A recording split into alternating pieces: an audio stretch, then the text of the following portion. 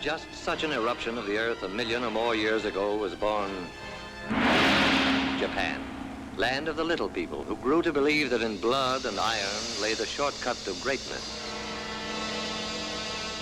Land of philosophies and religions stranger than their names, like Bushido, the medieval code of slicing a victim with a samurai sword. Hako Ichiu, which means the four corners of the world under a Japanese roof.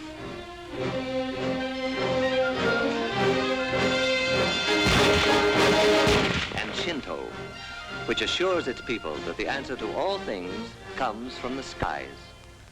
The truth of that one they were to discover. Old Japan was primitive. The history of the new Japan is a story of successful copying. On a tradition of peace and love of the soil, the new Japan suddenly turned its back and copied our locomotives, our planes, our great ocean-going liners. Even Tokyo might have been transplanted bodily from the Western world.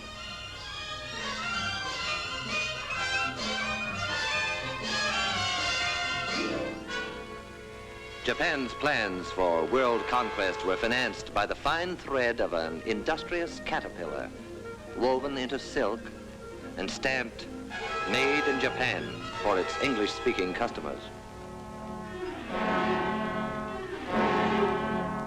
Soft silk sent away in exchange for hard scrap iron to be forged into weapons and returned to us eventually in hate.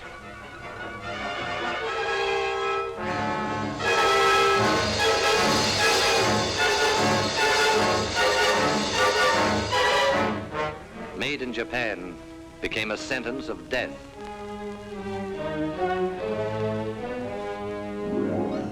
How will it end for the little people who wanted to enslave the world? The answer to that was to come, like the answer to all things, from the skies. Only when it came, it was to be stamped, "Made in America," as it was, for instance, on Doolittle Day, when the Hornet, the first Shangri-La, pointed her prow right at the heart of Tokyo.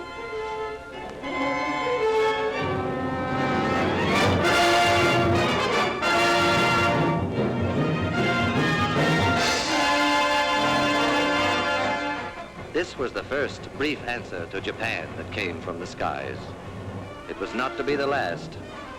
General Doolittle vowed, "We're going back to Tokyo, and we shall go in full array and with mighty allies." A weapon was ready.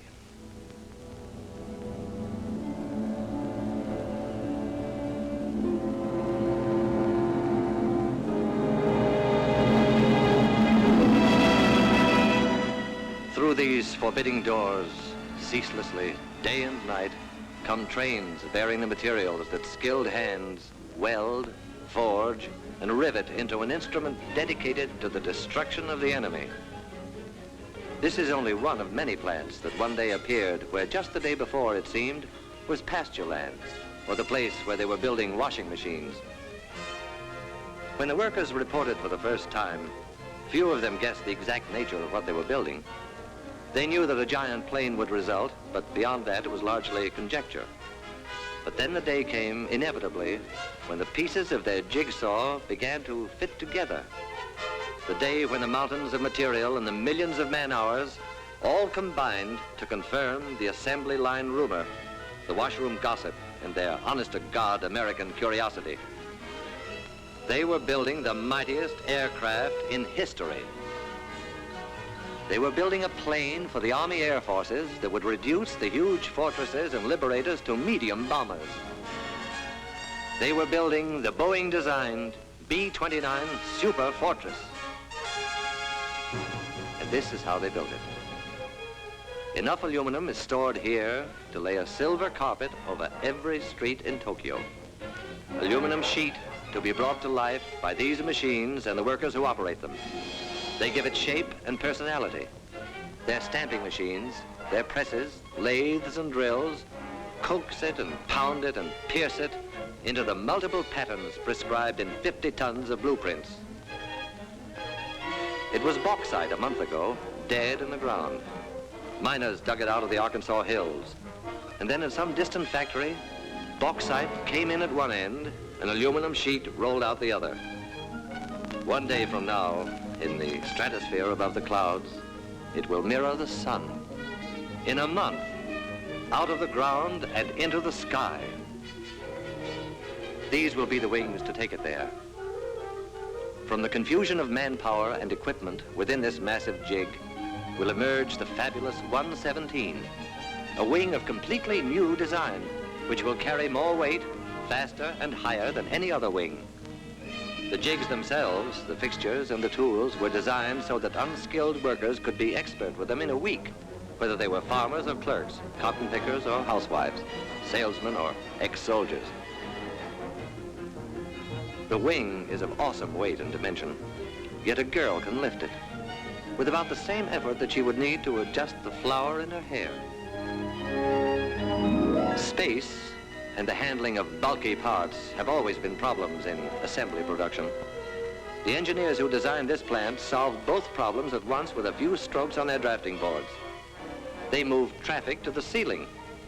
Thus, they allowed workers more time at machines, and machines more time at work.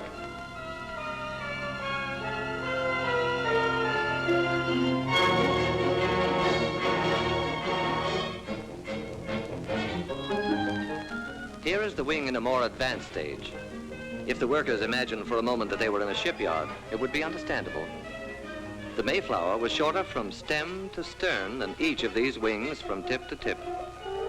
All the pilgrims who landed at Plymouth Rock could curl up within the gasoline compartments in the wing and sleep no less comfortably than on their long Atlantic crossing. Each of these nacelles will encase an engine of 2,200 horsepower, 4 of them harnessed to one superfortress, 8,800 horsepower. What does that mean? Horsepower means more than 300 miles an hour. Horsepower means flying high enough to see all the New England states at once.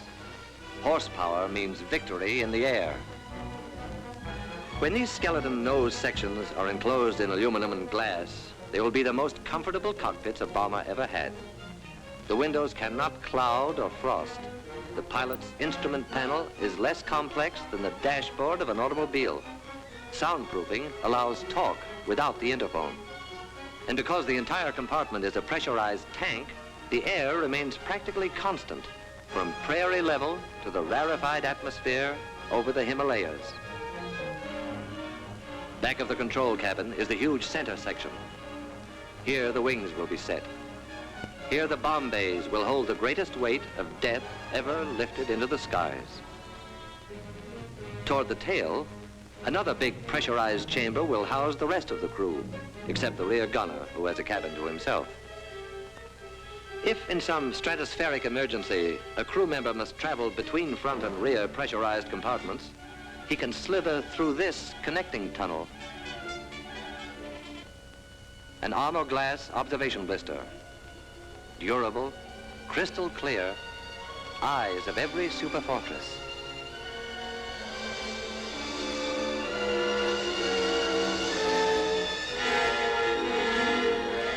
The prefabricated sub-assemblies are manufactured by other contractors and shipped to this plant by the carload.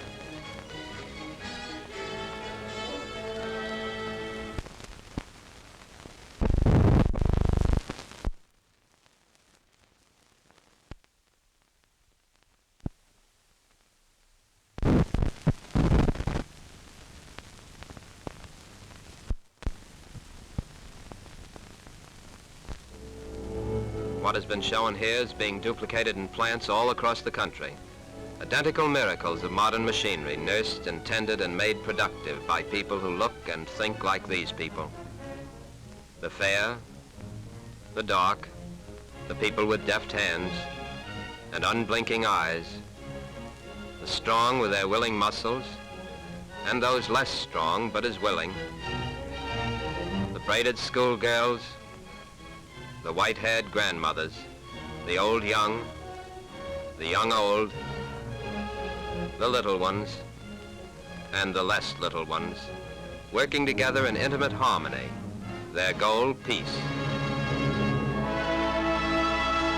Somewhere in western China, 500,000 nameless people wrote their magnificent chapter in the saga of the superfortress.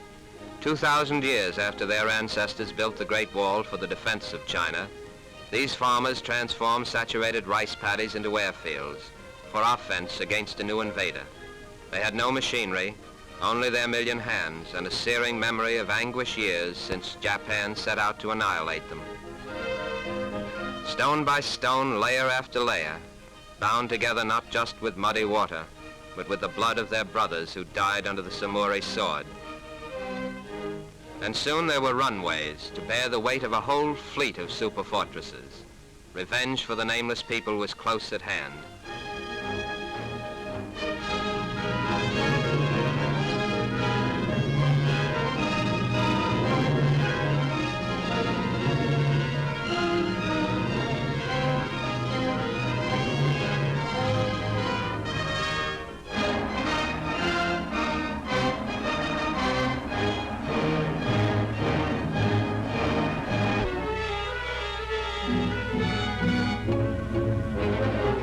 These workers are the lucky ones who see the finished product of their labor roll off the line. Every hour of every day they are witnesses to this awe-inspiring ceremony, this tremendous wedding of material and man-hours, this climax in the history of man's conquest of the air. But what of the others who helped, however remotely, to create an aerial weapon they have never seen? The lumberjack who felled the trees that became the blueprints of the B-29, the bauxite miner in the Arkansas hills, and the miners of iron and coal, the builders of guns and engines and propellers, the grimy, sweating men who cast the cylinders and forged the crankshafts, the makers of tires, electrical equipment, instruments and safety wires, the citizens who paid for the superfortress with their purchases of war bonds. Theirs are isolated lines of effort, initiated all across the land and converging eventually beneath this vaulted roof. Here, the sum of their energies assumes shape and stature and meaning. Here is the final meeting of every effort and every part.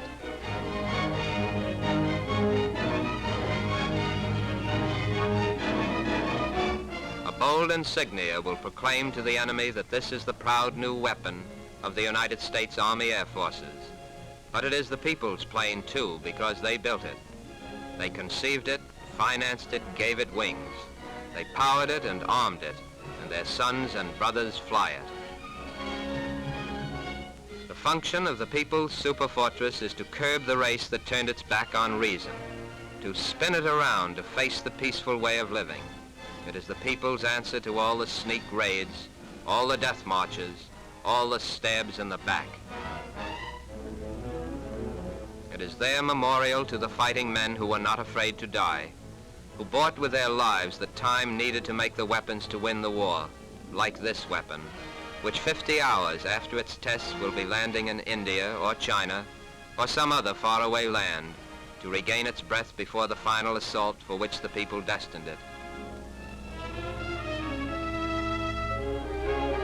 Within the plant, work proceeds, but the workers cock their ears for a sound that regularly drowns the clatter of their tools. It is more than a sound. It is a song. This is the song they hear.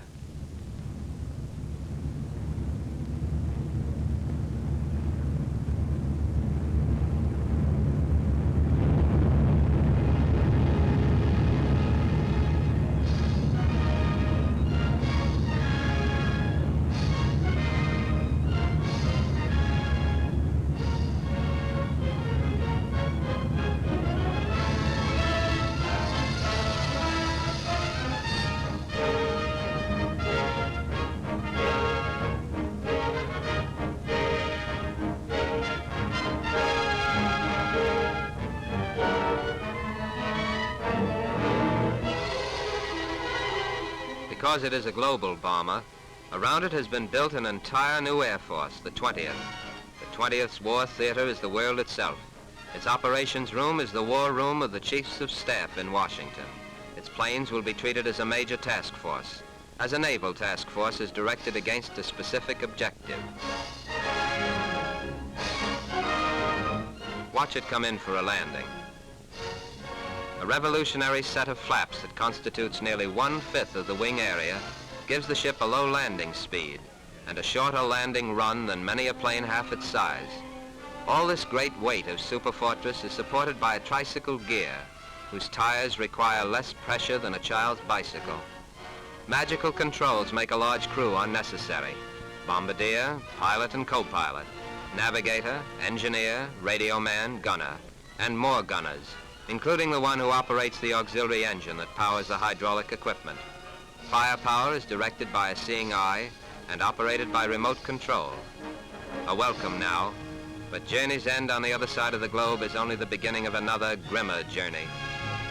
The tanks will have to be filled, the engines given a final check, the guns armed, the bombs set in the racks. Then briefing. And the assembled airmen will listen to words that a few years ago would have been fantastic, but today roll casually from a briefing officer's lips. The target, gentlemen, is Japan.